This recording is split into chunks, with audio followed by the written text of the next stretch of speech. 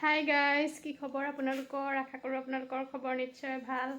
আজি দুপৰীয়া সাজত বনাবলৈ লৈছোঁ তিল আৰু মাছৰ জোল। সকলোৱে চাব ভিডিঅ'টো। এয়া এতিয়া মই লৈ লৈছোঁ আলু দুটা, লগতে পিঁয়াজ, নহৰু আৰু আদা। এতিয়া মই এইখিনি কাটি ল'ম।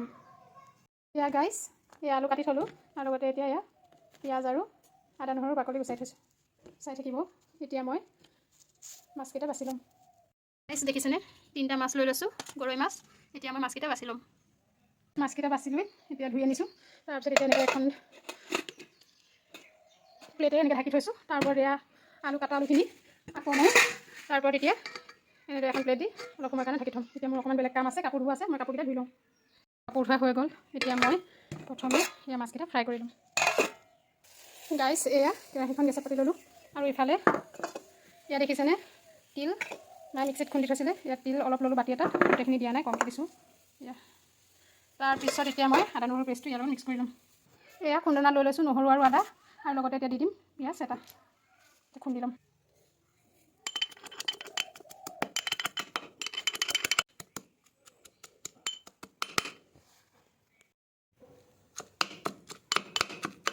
দেখিছেনে আদা নহৰুৰ পেষ্ট।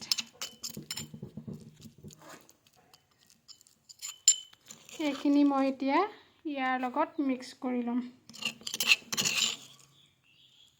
একেবাৰে গুড়ি কৰা নাই মই। এয়া এতিয়া তাতে অকণমান পানী দি মই গোটেইখিনি মিক্স কৰি ল'ম। দেখিছেনে গাইজ, পানী দি দিছোঁ।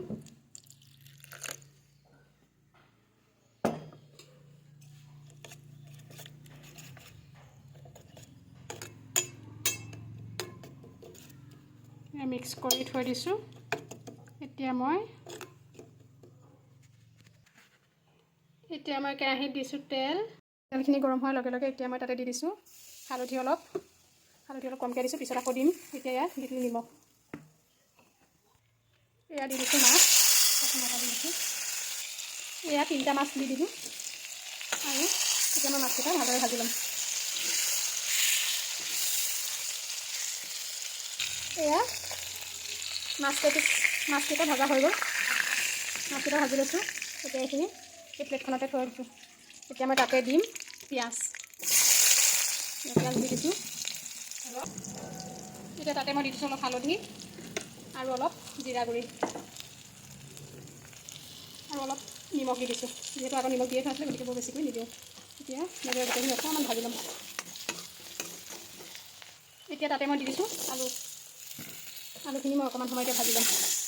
গেছটো ল' ফ্লেম কৰি লৈ অলপ ভাজি ল'ম। এয়া আলুখিনি ভজা হৈ গৈছে। এতিয়া মই তাতে দি দিম এইফালে এয়া তিয়াই ৰখা তিল আৰু নহৰু আদাৰ পেষ্টটো। তিল আৰু নহৰু আদাৰ পেষ্ট দি দিছোঁ। এয়া গাইজ দেখিছেনে উতলি আছে। এতিয়া মই তাতে দি দিম মাছকেইটা।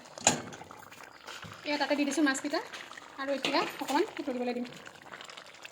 কেনেকুৱা লাগিছে ৰেচিপিটো জনাব দেই আপোনালোকে। গোন্ধটো কিন্তু ধুনীয়া আহিছে বাৰু। আলু এতিয়া জলকীয়াটো অকণমান ভাঙি দিছোঁ। এতিয়া মই দি দিছোঁ মান ধনিয়াৰ পাত। দেখিছেনে গাইজ, মান ধনিয়াৰ পাত দি দিলোঁ।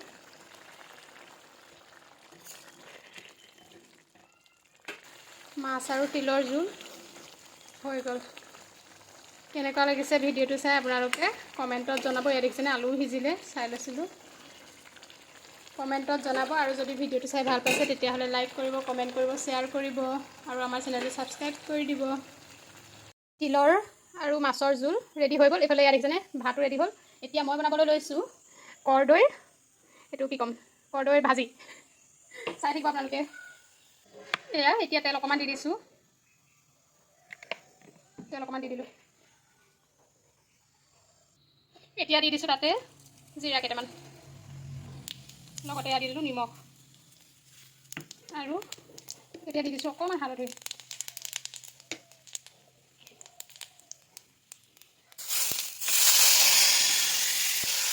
এতিয়া কৰ্দৈখিনি দি দিলোঁ।